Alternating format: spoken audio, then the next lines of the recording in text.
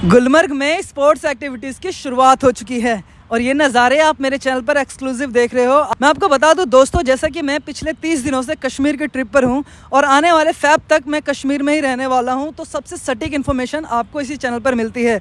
तो आप इस चैनल को सब्सक्राइब कर लीजिए।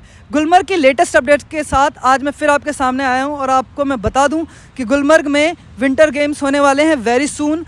तो उसके लिए यहाँ पे ज़ोरों से तैयारियाँ हो रही है। हाल में ही यहाँ पे सीएम ने भी विज़िट किया था, तो यहाँ पे जायज़ा लिया गया कि कितनी बर्फ़बारी हुई है या नहीं हुई है। तो यहाँ पे 3 फुट से ज़्यादा बर्फ़बारी हो चुकी है गुलमर्ग में। अगर आप भी एडवेंचर लवर्स हो तो गुलमर्ग आपका आना बहुत ही ज़्यादा ज़रूरी है दोस्तों। इस समय आपको बहुत ही ज़्यादा मज़ा आने वाला है। तो मैं आपको बता दूँ, और जो लोग विंटर गेम्स में पार्टिसिपेट नहीं कर रहे हैं वो भी यहाँ पे स्कीइंग कर सकते हैं। अगर आप फेज़ 1 में स्कीइंग करते हो तो आपको 1000 रुपीज़ पे करना पड़ता है फॉर 1 आवर। आप 1000 रुपीज़ पे करके 1 आवर स्कीइंग कर सकते हैं फेज़ 1 में।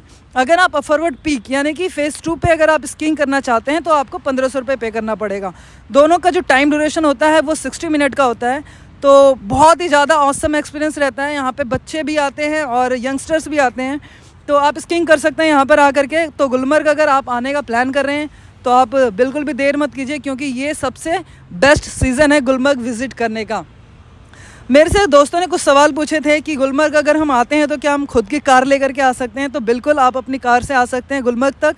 और लेकिन जो सबसे ज़्यादा इम्पॉर्टेंट कि कार चेन, अगर आप गुलमर्ग से आगे कहीं प्लान कर रहे हैं या गुलमर्ग तक भी प्लान कर रहे हैं तो रास्ते में कई जगह आपको सड़कों पे बहुत ही ज़्यादा स्नो मिलेगी, तो जिसमें गाड़ी फिसलने का खतरा रहता है। तो कार चेन बहुत ही ज़्यादा इंपॉर्टेंट है।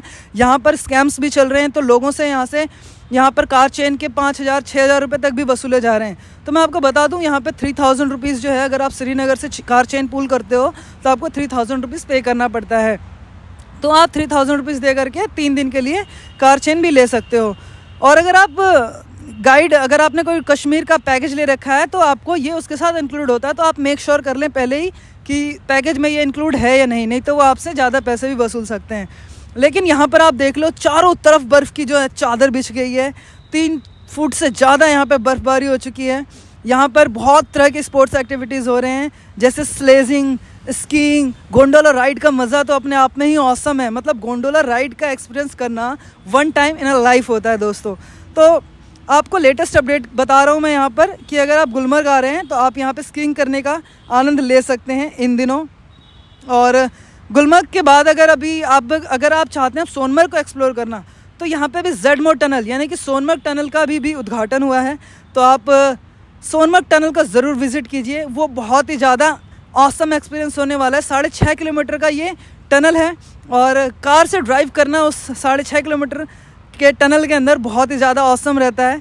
तो आप ये एक गेटवे ऑफ लद्दाख भी कहते हैं सोनमर्ग टनल को। तो आप गुलमर्ग से सिर्फ 20 मिनट के अंदर अंदर सोनमर्ग पहुंच सकते हैं उस टनल के माध्यम से।